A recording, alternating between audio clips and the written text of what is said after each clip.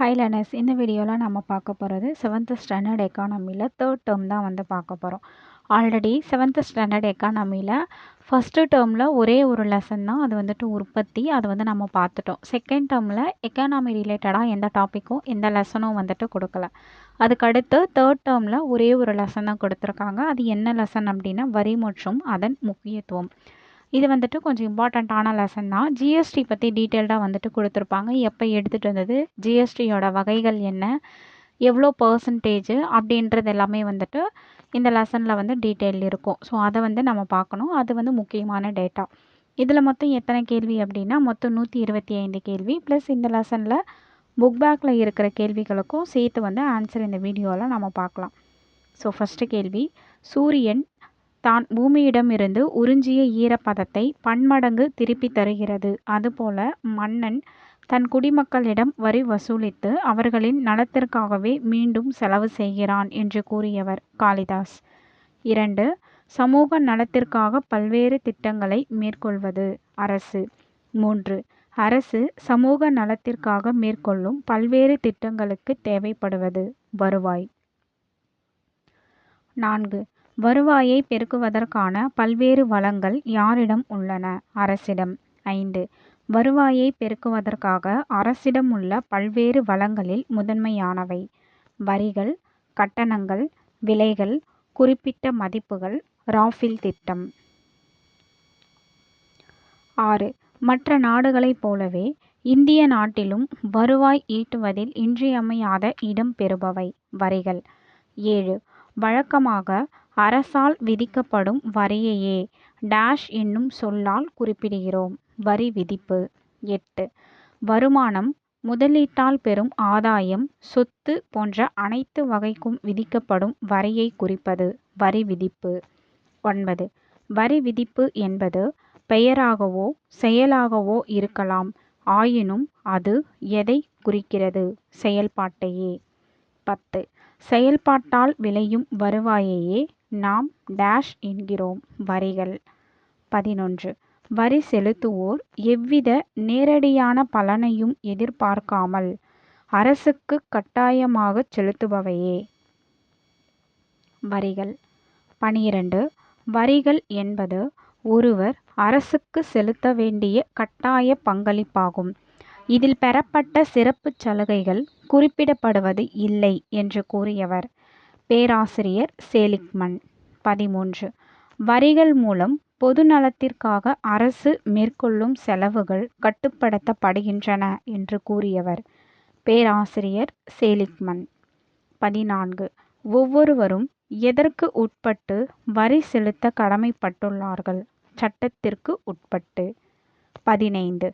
வரியாகச் செலுத்தப்படும் மொத்த தொகை எங்கு இருப்பு வைக்கப்படுகிறது? அரசு கருவூலத்தில். 16. பெறப்பட்ட வரிப்பணத்தை எவ்வாறு செலவிடுவது என்பதையும் வரவு செலவு திட்டத்தையும் நிர்ணயிப்பது அரசு. 17. வரி செலுத்துவது என்பது ஒருவரின் தனிப்பட்ட விருப்பம் அன்று. 18.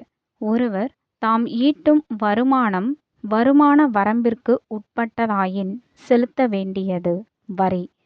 19. வருமான வரி செலுத்துவது ஒவ்வொரு குடிமகனின் கடமை. 20. அதிகமாக பெறப்படும் வரிகள் மென்மேலும் டேஷ் செயல்படுத்த அரசுக்கு உதவுகின்றன பல்வேறு நலத்திட்டங்களை. 21. இன்றைய காலகட்டத்திலும் வரி கட்டமைப்புக்கான அடிப்படையை உருவாக்குவது வரி விதிப்பு கோட்பாடு. 22. ஆடம் ஸ்மித்தின் 4 வகையான வரி விதிப்பு கோட்பாடுகள் சமத்துவ விதி, உறுதிப்பாட்டு விதி, வசதி விதி, சிக்கன விதி. 23. மக்கள் தமது வசதிக்கேற்ற வகையில் செலுத்துவதற்காக அரசு வரி விதிக்கும் முறைகளில் ஒன்று சமத்துவ விதி. 24. மக்கள் மீது சுமத்தப்படும் வரியானது எளிமையாகவும் நியாயமாகவும் இருக்க வேண்டும் என்பது எந்த விதி? சமத்துவ விதி. 25. வசூலிக்கப்படும் வரியின் மூலம் வரி செலுத்துவோருக்கு ஓர் உறுதிப்பாட்டுத் தன்மையை உருவாக்குவது. உறுதிப்பாட்டு விதி. 26. பொருளாதார வளத்தை மேம்படுத்தும் விதி. உறுதிப்பாட்டு விதி. 27. பொருளாதாரத்தில் ஏற்படும் அனைத்து வீண் செலவுகளும் தவிர்க்கப்படுவது. உறுதிப்பாட்டு விதி. 28. வரி செலுத்துவோருக்கு அதிகபட்ச வசதிகளை வழங்கும் வகையில் வரி விதிக்கப்பட்டு வசூலிக்கப்படுவது. வசதி விதி. 29. வரி செலுத்துவோர் தாம் செலுத்தும் வரியின் மூலம் குறைந்தபட்ச அளவிலேயே துன்பப்படுவர் என்பதை எப்போதும் கவனத்திற்கு கொள்ள வேண்டிய விதி. வசதி விதி. 30. வசூலிக்கப்படும் வரியிலிருந்து குறைந்த அளவிலேயே தொகை செலவழிக்கப்பட வேண்டும் என்பது எந்த விதி? சிக்கன விதி. 31. எந்த விதியில் வசூலிக்கப்பட்ட தொகை முழுவதும் அரசு கருவூலத்தின் இருப்பில் வைக்கப்பட வேண்டும்? சிக்கன விதி. 32. வரி விதிப்பின் வகைகள் எத்தனை? 3. 33. 3 வகையான வரி விதிப்பு வகைகள். விகிதாச்சார வரி, ப்ரொபோர்ஷனல் டாக்ஸ், வளர்வீத வரி, ப்ரோக்ரெசிவ் டாக்ஸ், தேய்வு வீத வரி, ரெக்ரெசிவ் டாக்ஸ். 34. வருமான அளவை பொருட்படுத்தாமல் ஒரே மாதிரியாக வரி விதிப்பது. விகிதாச்சார வரி. 35. வருமான விகிதத்திற்கு ஏற்ப வரி விகிதமும் மாறுபடுவது. விகிதாச்சார வரி. 36. வரி செலுத்துபவர்களின் வருமான வரி விகிதத்தை மாற்றாமல் இருப்பது. விகிதாச்சார வரி. 37. ஒருவரின் வருமானம் அதிகரிக்கும் போது அதற்கேற்ப வரி விகிதமும் அதிகரிப்பது. வளர்வீத வரி. 38. அதிக வருமானம் ஈட்டுபவர்களுக்கும் குறைவாக வருமானம் ஈட்டுபவர்களுக்கும் ஒரே மாதிரியாக விதிக்கப்படும் வரி. தேய்வு வீத வரி. 39.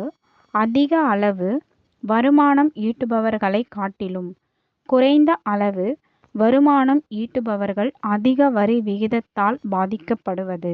தேய்வு வீத வரி. 40. வளர்வீத வரிக்கு எதிராக இருப்பது. தேய்வு வீத வரி. 41. வரிகள் இல்லையெனில் சமுதாய நலத்திற்கு தேவையானவற்றைச் செய்ய அரசால் இயலாது. 42. அரசுக்கு மிகவும் இன்றியமையாத வளங்களாக உள்ளவை வரிகள். 43. வசூலிக்கப்படும் வரிப்பணம் எந்த மாதிரியான சமுதாய நலன்களுக்காக பயன்படுத்தப்படுகிறது? நல்வாழ்வு, கல்வி, ஆட்சி நிர்வாகம், உள்கட்டமைப்பு மேம்பாடு, போக்குவரத்து, வீட்டுவசதி. 44. சுகாதார நல்வாழ்வுக்காக செலவழிக்கப்படும் தொகை எதிலிருந்து பெறப்படுகிறது? வரி பணத்தில் இருந்து. 45. வரிகள் இல்லையெனில் எத்தகைய செயல்கள் நடைபெறுவது கடினம்? நல்வாழ்வு செயல்கள். 46. சமூக நல்வாழ்வு, மருத்துவ ஆய்வு, சமூக நலப் பாதுகாப்பு போன்றவற்றிற்காக எதிலிருந்து நிதி ஒதுக்கப்படுகிறது? வரி பணத்தில் இருந்து. 47. அரசுக்குச் செலுத்தப்படும் வரி பணத்தில் இருந்து அதிக அளவிலான தொகை எதற்கு செலவிடப்படுகிறது? கல்விக்காக. 48. அரசு அதிக முதன்மை அளிப்பது மனித வளங்களை மேம்படுத்துவதற்கு, கல்வியை மையப்படுத்துவதற்கு. 49. அரசின் நிர்வாக அமைப்புகள் நன்முறையில் இயங்கினால்தான் ஆட்சியும் நன்முறையில் இயங்கும். 50. அரசின் நிர்வாக அமைப்புகள் சரியாக இயங்கவில்லையெனில் எதில் மிகப்பெரிய தாக்கத்தை ஏற்படுத்தும்? பொருளாதார வளர்ச்சியில். 51. அரசு வசூலிக்கும் வரிப்பணத்தை சமூக நலத்திட்டங்களுக்காக செலவு செய்வது மட்டுமின்றி வேறு எந்த பிரிவுகளுக்கும் நிதியை ஒதுக்குகிறது? பாதுகாப்பு, அறிவியல் ஆராய்ச்சி, சுற்றுச்சூழல் பாதுகாப்பு, ஓய்வூதியங்கள், வேலைவாய்ப்பு இல்லாதோருக்கான ஊக்கத்தொகை, குழந்தை பாதுகாப்பு. 52 நாட்டின் பொருளாதார வளர்ச்சி நிலையின் மீது தாக்கத்தை ஏற்படுத்துவது, வரிகள். 53 நாட்டின் மொத்த உள்நாட்டு உற்பத்திக்கு தம் பங்களிப்பை வழங்குவது, வரிகள், அதாவது ஜிடிபிக்கு. 54 ஒரு நாட்டின் பொருளாதார வளர்ச்சியின் நிலையை பாதிப்பது, வரிகள். 55 வரியின் வகைகள் 2. 56 இரண்டு வகையான வரிகள், நேர்முக வரி, மறைமுக வரி. 57 தனியாலோ நிறுவனமோ நேரடியாக அரசுக்கு வரி செலுத்துவதை குறிப்பது, நேர்முக வரி.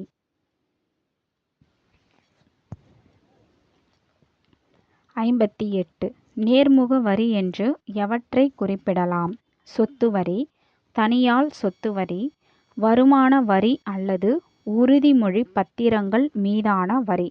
ஸோ இது எல்லாமே நேர்முக வரி. 59 மத்திய வருமானச் சட்டம் 1963 கீழ் நிறுவப்பட்ட தனியார் வாரியம், நேர்முக வரிகளுக்கான மத்திய வருவாய் வாரியம். 60 நேர்முக வரிகள், நிறுவன வரி, சொத்து வரி, அன்பளிப்பு வரி. 61 நிறுவனங்கள், அலுவலகங்கள் ஆகியவை ஈட்டும் லாபத்தின் மீது விதிக்கப்படும் வரியே நிறுவன வரி. 62 எவற்றின் மீது நிறுவன வரி விதிக்கப்படுகிறது? காப்புரிமை, வட்டி, இந்தியாவில் உள்ள மூலதன சொத்துக்களை விற்பனை செய்வதன் மூலம் பெறும் லாபம், தொழில்நுட்ப பணிகளுக்காகவும் பங்கீடுக்காகவும் பெறப்படும் கட்டணங்கள். ஸோ இதுக்கு மேலே எல்லாமே நிறுவன வரி விதிக்கப்படுது. 63 ஒருவர் வைத்துள்ள சொத்துக்களின் மதிப்புக்கு ஏற்ப விதிக்கப்படும் வரி, சொத்து வரி. 64 ஒவ்வொரு ஆண்டும் நடைமுறையில் உள்ள சந்தை மதிப்புகளை பொறுத்து அதே அளவில் வரி வசூலிப்பது, சொத்து வரி.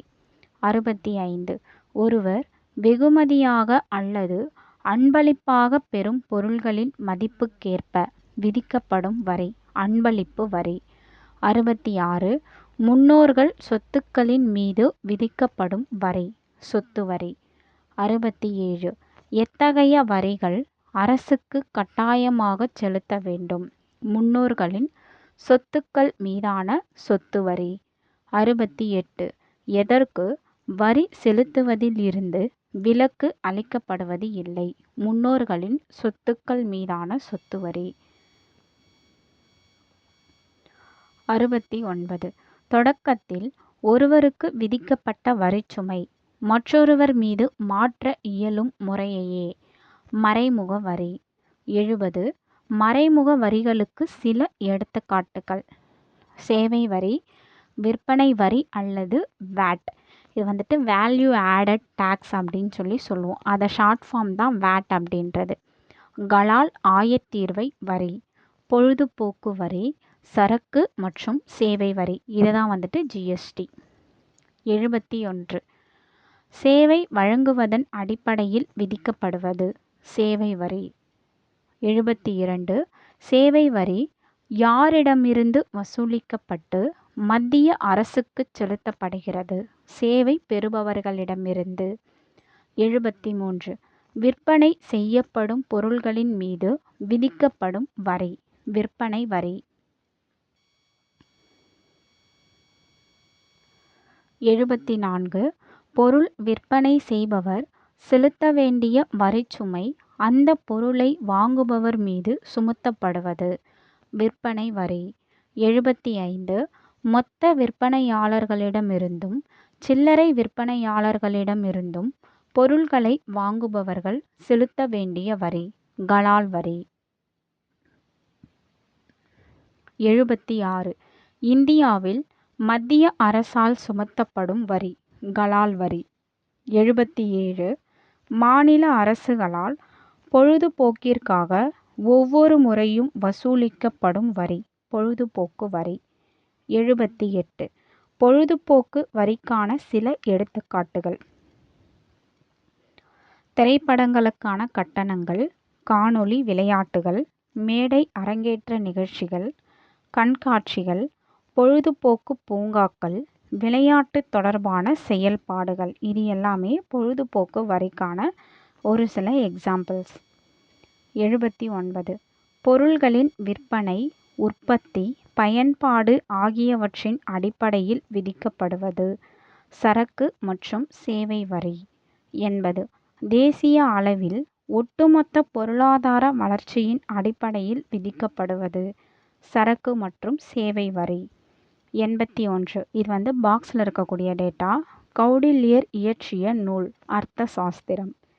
82. பண்டைய காலங்களில் விதிக்கப்பட்ட வரிகளை குறிப்பிடும் நூல் அர்த்த சாஸ்திரம். 83. பண்டைய காலங்களில் வரி விதிக்கப்பட்டு எவ்வாறு சேகரிக்கப்பட்டது? ரொக்கமாகவும் வேறு வகையாகவும். வேறு வகையாக அப்படின்னா பொருள்கள் மூலமும் வரியை சேர்த்தாங்க. 84. மறைமுக வரிகளின் நவீன வரலாறு எங்கிருந்து தொடங்குகிறது? 20ஆம் நூற்றாண்டின் முற்பகுதியில் இருந்து. 85. 20ஆம் நூற்றாண்டின் முற்பகுதியில் எதற்கு வரிகள் விதிக்கப்பட்டன? உப்பு, சர்க்கரை, வாகன எரிபொருள். 86. உப்பு, சர்க்கரை, வாகன எரிபொருள் போன்றவற்றிற்கு 20ஆம் நூற்றாண்டின் முற்பகுதியில் விதிக்கப்பட்டது மத்திய கலால் வரி. 87. சுதந்திரம் பெற்ற நேரத்தில் தேசிய அளவில் நடைமுறையில் இருந்தது மத்திய கலால் வரி. 88. சுதந்திரம் பெற்ற நேரத்தில் மாநில அளவில் நடைமுறையில் இருந்தது விற்பனை வரி. 89. இந்தியாவில் எங்கு முதலில் மதிப்பு கூட்டு வரி அதாவது VAT அறிமுகப்படுத்தப்பட்டது? ஹரியானா மாநிலத்தில். 90. ஹரியானாவில் மதிப்பு கூட்டு வரி அறிமுகப்படுத்தப்பட்ட ஆண்டு 2003. 91. பஞ்சாப், சண்டிகர், இமாச்சல பிரதேசம், ஜம்மு மற்றும் காஷ்மீர் மற்றும் டெல்லி உள்ளிட்ட 24 மாநிலங்கள் யூனியன் பிரதேசங்களில் எந்த ஆண்டு மதிப்பு கூட்டு வரி அறிமுகப்படுத்தப்பட்டது? 2005. ஃபஸ்ட்டு VAT எங்கே இன்ட்ரோ பண்ணியிருக்காங்க அப்படின்னா ஹரியானாவில். எந்த இயர் அப்படின்னா 2003. அதுக்கடுத்து 2005 பஞ்சாப், சண்டிகர், ஹிமாச்சல பிரதேஷ், அப்புறம் ஜம்மு அண்ட் காஷ்மீர், அதுக்கப்புறம் டெல்லி, இந்த மாதிரி 24 ஸ்டேட்டில் இன்ட்ரோ கொடுத்துருக்காங்க VAT அப்படின்றத. 92. மதிப்பு கூட்டு வரி முன்பு இருந்த விற்பனை வரியை விட பெரிய வளர்ச்சியாக இருந்திருந்தாலும் உண்மையில் குறிப்பிடத்தக்க ஒரு முன்னேற்றத்தை ஏற்படுத்தியது சரக்கு மற்றும் சேவை வரி. 93. சரக்கு மற்றும் சேவை வரி இந்தியா முழுவதும் எப்பொழுது செயல்படுத்தப்பட்டது? 2017 ஜூலை 1. ஜிஎஸ்டி இந்தியா ஃபுல்லாக எப்போ இம்ப்ளிமெண்ட் பண்ணியிருக்காங்க அப்படின்னா ஜூலை 1, 2017. 94.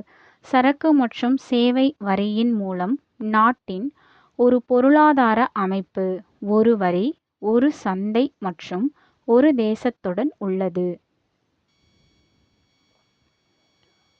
95. நாம் வாங்கும் அனைத்து பொருள்கள் மற்றும் சேவைகளுக்கான வரி சரக்கு மற்றும் சேவை வரி. 96. சரக்கு மற்றும் சேவை வரி எத்தனை பகுதிகளை கொண்டது? 2. 97. சரக்கு மற்றும் சேவை வரியின் 2 பகுதிகள் மத்திய சரக்கு மற்றும் சேவை வரி, மாநில சரக்கு மற்றும் சேவை வரி. 98. சரக்கு மற்றும் சேவை வரி ஒரு வெளிப்படையான வரி. 99. சரக்கு மற்றும் சேவை வரி எத்தனை அடுக்குகளாக பிரிக்கப்பட்டுள்ளது? 5 அடுக்குகளாக. 100. சரக்கு மற்றும் சேவை வரியின் 5 அடுக்குகள். 0%, 5%, 12%, 18%, 28%. ஜிஎஸ்டி எத்தனை பிரிவாக இருக்குது அப்படின்னா 0, 5, 12, 18, 28. ஸோ இதை வந்து பார்த்துக்கோங்க. இது ரொம்ப முக்கியமானது. எப்போ இம்ப்ளிமெண்ட் பண்ணாங்க, அதுக்கப்புறம் எத்தனை அடுக்காக இருக்குது, அது வந்துட்டு என்ன வேல்யூ அப்படின்றத பார்த்துக்கோங்க. 101. ஜிஎஸ்டி மத்திய அரசால் வசூலிக்கப்பட்டாலும் பெட்ரோலிய பொருள்கள், ஆல்கஹால், மின்சாரம் ஆகியவற்றின் மீதான வரி தனித்தனியாக மாநில அரசு வசூலிக்கப்படுகிறது. 102. ஜிஎஸ்டி எதற்கு விலக்கு அளிக்கப்படுகின்றன? காய்கறிகள் மற்றும் உணவு தானியங்கள். 103. அரசால் மேம்படுத்தப்பட்ட உள்கட்டமைப்பு வசதிகளை நாம் அடிக்கடி பயன்படுத்துகிறோம். அதற்காக விதிக்கப்படும் வரி சுங்கம் மற்றும் சாலை வரி. 104. சாலை, பாலம் வசதிகளின் பராமரிப்பு பணிக்காகவும் குறிப்பிட்ட திட்டங்களை செயல்படுத்துவதற்காகவும் பொதுமக்களிடமிருந்து வசூலிக்கப்படுவது சுங்கம் மற்றும் சாலை வரி. 105. இந்திய அரசால் விதிக்கப்படும் வரி தூய்மை பாரத வரி. 106. இந்திய அரசால் தூய்மை பாரத வரி எப்பொழுது தொடங்கப்பட்டது? 2015ஆம் ஆண்டு நவம்பர் மாதம் 15ஆம் நாள். 107. அனைத்து வகையான வரி சேவைகளுக்கும் பொருந்தும் வரி தூய்மை பாரத வரி. 108. தூய்மை பாரத வரியின் விகிதம் 0.5%. 109. தற்பொழுது எத்தனை சதவீதத்திற்கும் மேற்பட்ட சேவை வரி நடைமுறையில் உள்ளது? 14%. 110. எந்த வரியில் வரி செலுத்துவோர் தமக்கு விதிக்கப்பட்ட வரிச்சுமையை பிறருக்கு மாற்ற இயலாது? நேர்முக வரி. 111. தமக்கு விதிக்கப்பட்ட வரிச்சுமையை மிக எளிதாக வேறொருவருக்கு மாற்ற இயல்வது மறைமுக வரி. 112. தனியார் மற்றும் நிறுவனங்கள் பெறும் வருமானங்கள் மீது விதிக்கப்படும் வரி நேர்முக வரி. 113. பல்வேறு பொருள் மற்றும் சேவைகளின் மீது விதிக்கப்படும் வரி மறைமுக வரி. 114. பணவீக்க அழுத்தம் எந்த வரியில் இல்லை? நேர்முக வரியில். 115. பணவீக்க அழுத்தம் எந்த வரியில் உண்டு? மறைமுக வரி. 116. எதில் வரி தாக்கமும் வரி நிகழ்வும் சமமாக உள்ளன? நேர்முக வரி. 117. எதில் வரி தாக்கமும் வரி நிகழ்வும் வெவ்வேறாக உள்ளன? மறைமுக வரி. 118. எந்த வரியில் நெகிழ்வுத்தன்மை குறைவு? நேர்முக வரியில்.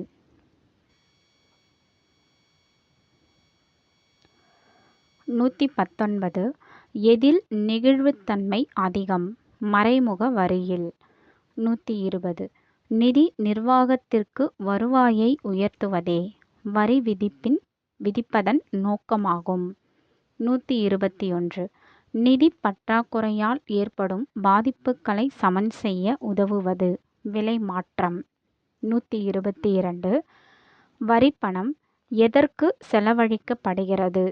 போக்குவரத்து, சுகாதாரம், பொதுமக்களின் பாதுகாப்பு, கல்வி, நல்வாழ்வு திட்டங்கள், அறிவியல் ஆராய்ச்சி, கலையும் பண்பாடும், பொதுப்பணி, பொது காப்பீடு.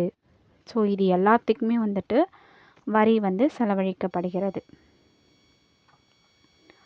123. ஓர் அரசின் திறனுக்கேற்ப வரிகளை உயர்த்துவது அதன் நிதித்திறன். 124.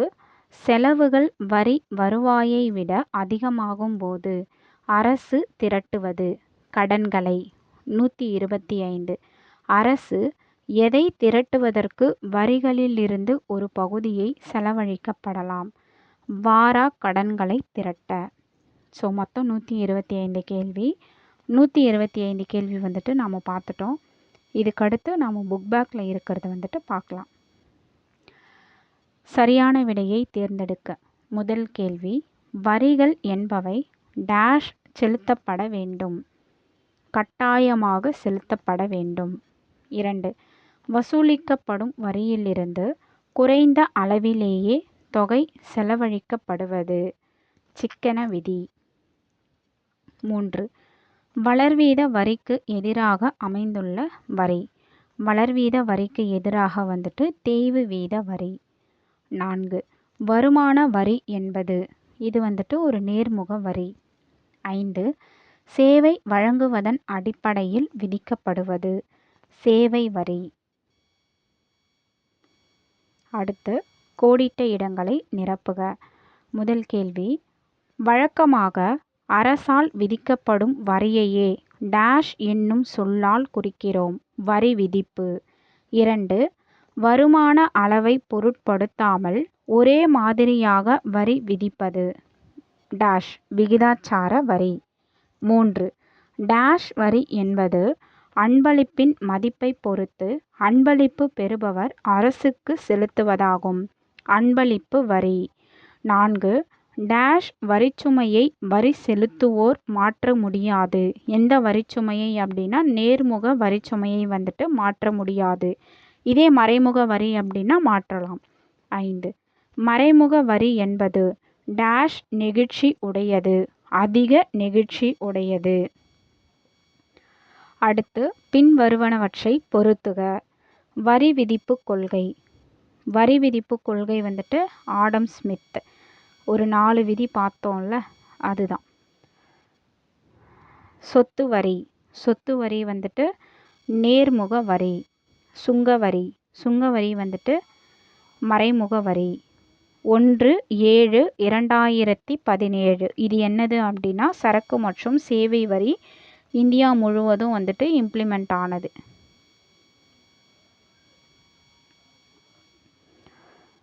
அதுக்கப்புறம் நேர்முக வரி. நேர்முக வரி பார்த்தோம் அப்படின்னா இது வந்துட்டு குறைந்த நெகிழ்ச்சி உடையது. ஸோ இதற்கான விடை வந்துட்டு 3, 1, 5, 2, 4. அடுத்து பொருந்தாத ஒன்றை தேர்ந்தெடுக்கவும். முதல் கேள்வி, பின்வருவனவற்றில் எது மறைமுக வரி அல்ல? மறைமுக வரி கிடையாதுன்றது தான் கேள்வி. எது அப்படின்னா சொத்து வரி. சொத்து வரி என்ன அப்படின்னா சொத்து வரி வந்துட்டு நேர்முக வரியில் வந்துட்டு வரும். டைரக்ட் டேக்ஸில் வந்துட்டு வரும். மற்றது இருக்கிறது எல்லாமே வந்துட்டு இன்டைரக்ட் டேக்ஸ் தான். சேவை வரி, மதிப்பு கூட்டப்பட்ட வரி, அதுக்கப்புறம் சுங்க வரி, இது எல்லாமே வந்துட்டு இன்டைரக்ட் டேக்ஸு. இதில் சொத்து வரி மட்டும் டைரக்ட் டேக்ஸு. அடுத்து சரியான ஒன்றை தேர்ந்தெடுக்கவும். முதல் கேள்வி, பின்வரும் வரியில் எது நேர்முக வரி? எது நேர்முக வரி அப்படின்னா செல்வ வரி. செல்வ வரி தான் வந்துட்டு நேர்முக வரி. மீதி இருக்கிறது எல்லாமே வந்துட்டு வரி ரிலேட்டடாக இருக்கிறது தான். ஸோ நாம் வந்துட்டு புக் பேக்கில் இருக்கிறதும் பார்த்துட்டோம். அதே மாதிரி புக்கிலேருந்து எடுத்த லைன் பை லைனும் கொஷின் அதற்கான ஆன்சரும் சேர்த்து வந்துட்டு நாம் பார்த்துட்டோம். ஸோ 7th ஸ்டாண்டர்ட் வந்துட்டு இந்த லெசனோட கம்ப்ளீட்டாக முடியுது. ஸோ 7th ஸ்டாண்டர்டில் வந்து first term, second term, third டேர்மில் இருக்கக்கூடிய ஜாகிரஃபி, அதுக்கப்புறம் பாலிட்டி, ஹிஸ்ட்ரி வந்துட்டு முன்னாடியே பார்த்துட்டோம். அதே மாதிரி எக்கானாமி ஃபுல்லாக வந்துட்டு 7th ஸ்டாண்டர்ட் வந்து கம்ப்ளீட்டாக முடிஞ்சிருச்சு. இதுக்கப்புறம் ஜிஎஸ் வந்துட்டு நம்ம 8th ஸ்டாண்டர்ட் தான் வந்துட்டு பார்க்க போகிறோம். அது வந்துட்டு நெக்ஸ்ட் வீடியோவில் பார்க்கலாம். தேங்க்ஸ் ஃபார் வாட்சிங்.